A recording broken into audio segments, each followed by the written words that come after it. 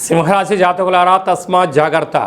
ఒకవైపు అష్టమ శని సంచార స్థితి, వ్యయంలో 12 సంవత్సరాల తర్వాత దేవగురు బృహస్పతి ఉచ్చ స్థానంలో సంచార స్థితి ఉన్నప్పుడు కొన్ని అనుకూలించవు అని చెప్పి గమనించగలగాలి. సింహరాశిలో ఏ నక్షత్రాలు వస్తాయనగా మఖా నక్షత్రంలోని 4 పాదాలు, పుబ్బా నక్షత్రంలో 4 పాదాలు, ఉత్తరా నక్షత్రంలో 1 పాదం కలిపితే సింహరాశి. రాశాధిపతి రవి భగవానుడు. వీరికి రాశిలోనే కేతు సంచార స్థితి, సప్తమంలో రాహు సంచార స్థితి. రాహుకేతుల మధ్య సహగ్రహాలు ఉన్నాయి. ప్రేమికులు, భార్యాభర్తలు, పార్ట్నర్షిప్ వ్యవహార కార్యక్రమాలందరూ కూడా ఓర్పు, నేర్పు, సహనం అవసరం. నమ్మకం లేని చోట జీవితం ఉండదు. నమ్మకం ఉండబడిన చోట విజయాలు మీ సొంతమైతాయని చెప్పి గమనించాలి.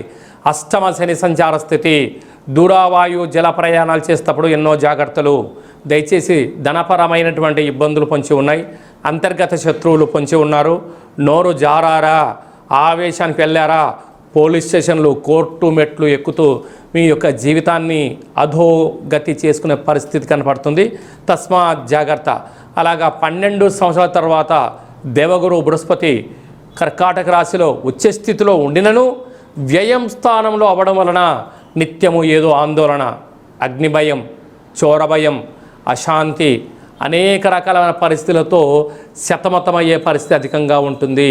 కనుక ఇలాంటి కాల సమయంలో ఆదివారం అమావాస్య సందర్భంగా రాశాధిపతి రవి భగవానుడు అవ్వడం వలన, అలాగనే విశేషంగా సోమవతి అమావాస్య సందర్భంగా ఎర్రటి కుంకుమను పోసి, నీటిని పోసి, అంటే విశేషమంటే రక్త తర్పణ సమానమైనటువంటి దీపంలో, అంటే ప్రమిదలాగా కుంకుమను ఏర్పాటు చేసుకొని దీపాన్ని వెలిగింపచేసి, ఈ యొక్క దీపానికి మీ మనసులో ఉన్నటువంటి కోరికను నెరవేర్చాలని చెప్పి దండం పెట్టుకొని, నవధాన్యములను అలాగనే నిమ్మకాయకు కుంకుమను పోసి నమస్కారం చేసుకొని, ఈ యొక్క ఎర్రటి దీపాన్ని, ఈ నిమ్మకాయను, ఈ నవధాన్యాలను తీసుకొని వెళ్ళి మీరు తెల్ల జిల్లేడు వృక్షం దగ్గర పెట్టినట్లయితే సకల గ్రహ దోషాలు తొలగి, సకల అష్ట కష్టాలు తొలగి, అష్ట ఐశ్వర్యాలు కలుగుతాయని చెప్పి గమనించాలి. అలాగే మీ వ్యక్తిగత జాతకం తెలుసుకోవాలనుకుంటున్నారా? మీ యొక్క పేరు, పుట్టినటువంటి తేదీ, నెల, సంవత్సరం, పుట్టిన సమయం రాసి వాట్సాప్లో పంపించగలరు. 100 సంవత్సరాల జాతకాన్ని రాసి పంపించి మీరు పుట్టినప్పుడు గ్రహ గమనాలు ఎలా ఉన్నాయి, ప్రస్తుత కాలం ఎలా ఉంటున్నాయి, భవిష్యత్తులో ఎలా ఉండబోతున్నాయో సవివరంగా సంపూర్ణంగా తెలియజేయడం జరుగుతుందని చెప్పి గమనించాలి.